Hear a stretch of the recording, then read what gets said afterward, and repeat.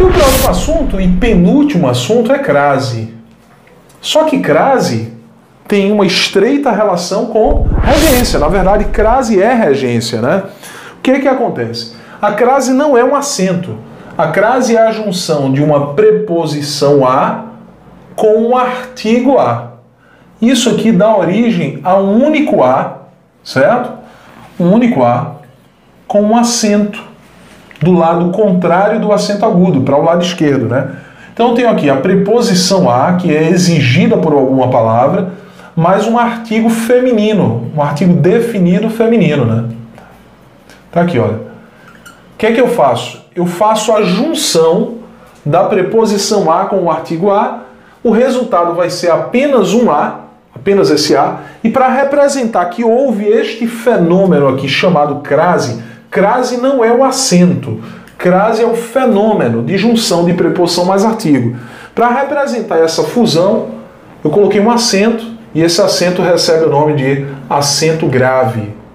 Acento grave. Acento grave. Tudo bem? Perfeito quanto a isso? Bom, mas aí eu vou iniciar aqui tratando sobre os casos em que não ocorre crase. Claro que, lembra, essa nossa aula é um resumão, né? É uma revisão.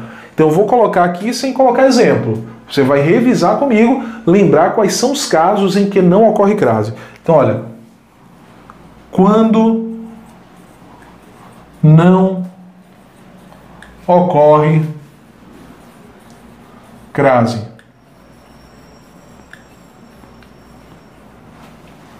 Quando não ocorre crase?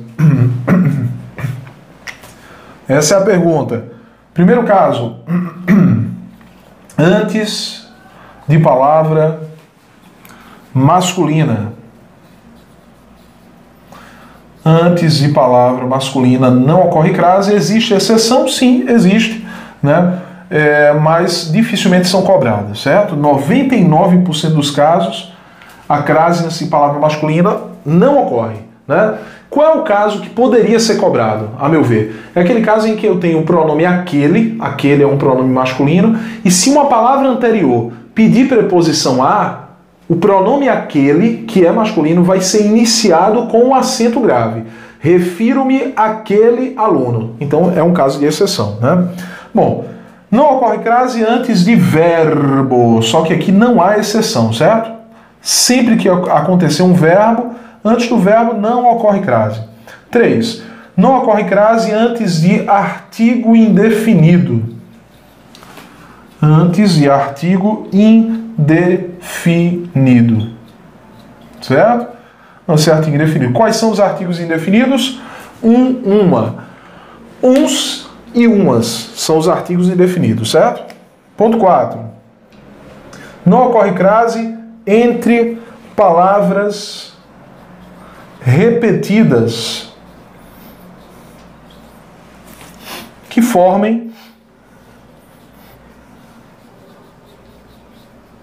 uma expressão.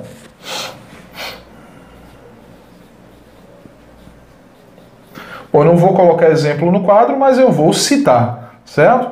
Aqui nós temos gota a gota. Opa, palavras repetidas. Faltou aqui. Palavras repetidas. Que formem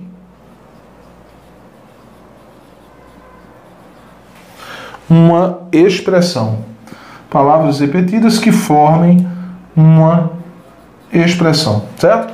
Gota a gota, cara a cara, face a face, frente a frente, né? São palavras hora a hora, palavras repetidas que formam uma expressão e tem um A no meio. Esse A não vai admitir acento grave. Estamos falando de casos em que não ocorre crase. Tudo bem? Então cuidado, vamos lá. Deixa eu apagar aqui, olha. Então nós já vimos 4 casos ali em que não ocorre crase. Vou colocar o 5º caso aqui, que é o seguinte, olha. 5º caso, quando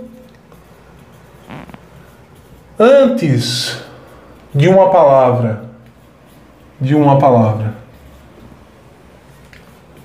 no plural,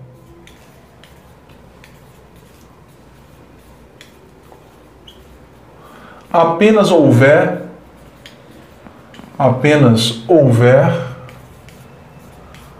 a preposição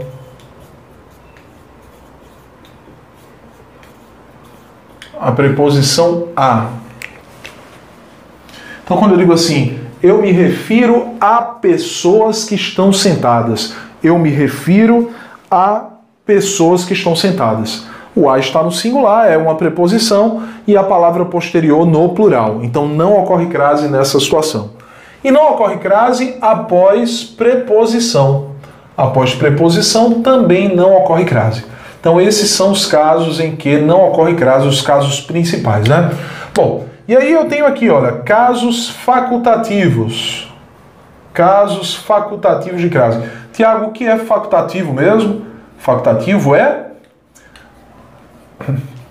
opcional. Você utiliza se quiser. Facultativo, opcional, utiliza se quiser. Então são 3 casos. Primeiro caso, antes de nome de mulher. Deixa eu colocar assim, antes de nome próprio, né? Antes de nome próprio de mulher. Antes de nome próprio de mulher, a crase é facultativa. Você utiliza se quiser, certo? Nome próprio de mulher. Tem que ter cuidado, porque se o nome dessa mulher for o nome de uma santa ou de uma celebridade, você não pode colocar o acento grave antes. Não vai ocorrer crase antes. Se for uma santa ou uma celebridade. Por exemplo, eu me dirigi a Madonna numa loja em Nova York, né? Eu encontrei Madonna e me dirigi a Madonna. Então aí eu não posso colocar, Madonna é uma celebridade, não posso colocar a crase antes, beleza? Ponto 2. Ponto 2, antes de pronome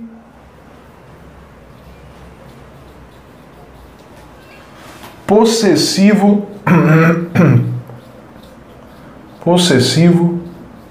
feminino no singular que acompanhe, olha só, que acompanhe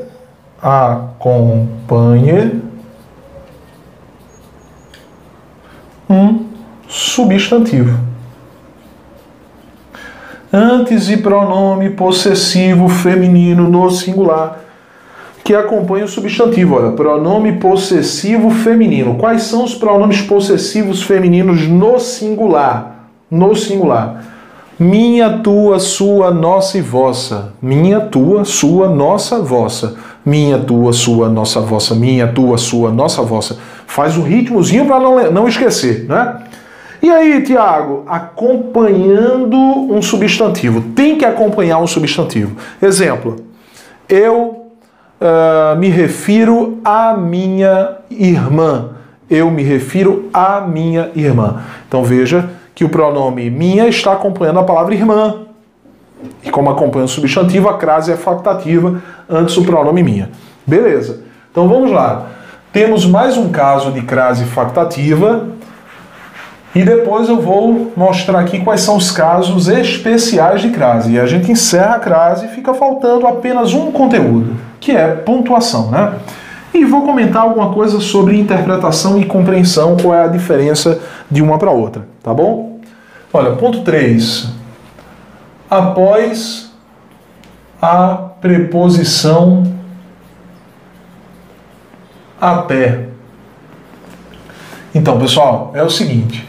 Eu tinha dito a vocês que após preposição não ocorre crase. Tá aqui, olha, o item 6 dos casos em que não ocorre crase após preposição.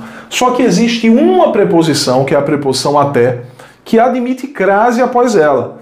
Mesmo admitindo, essa crase é facultativa. É uma crase facultativa. Então é isso aí, espero que você tenha gostado de mais uma aula de língua portuguesa. Se você ainda não segue esse canal, se inscreve, aperta o sininho para receber notificações e dá o teu like, que é muito importante para o crescimento desse canal. E olha, compartilha também com os teus amigos. O YouTube, quanto mais você compartilha, mais ele divulga o meu vídeo. Então é isso, meu nome é Thiago Xavier, eu fico por aqui, pra frente, concurseiro!